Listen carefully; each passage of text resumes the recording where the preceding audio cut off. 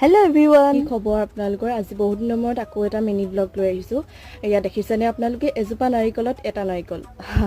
ৰব কথাটো কৈছোঁ শুনক গছজোপা নাৰিকল প্ৰায় 30-40টা মানে লাগি আছিল ক'ৰ পৰা ওলাল বান্দৰ এটা প্ৰথম দিনাখন চাগে সি নিজকে দেখাটো দিব আহিছিল পিছদিনা কি কৰিল জানেনে ইমানখিনি নাৰিকল চিঙি পেলাই থৈ গ'ল নহয়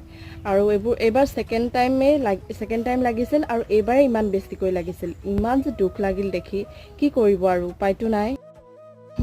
যেহেতু আজি ৰ'দটো ইমান নাই যদিও গৰমটো কিন্তু আছে তাকে এটা কাটি লৈছোঁ পানীও খাম আৰু লগতে নাৰিকলো খাম নাৰিকলখিনিনো কিয়নো পেলাওঁ কুমলীয়া নাৰিকল খাই মই যে বিৰাট ভাল পাওঁ ইয়াৰ গুণসমূহটো আপোনালোকে জানেই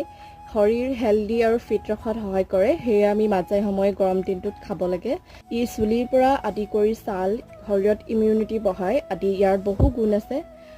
এতিয়ালৈ বাই আকৌ নেক্সট ভিডিঅ'ত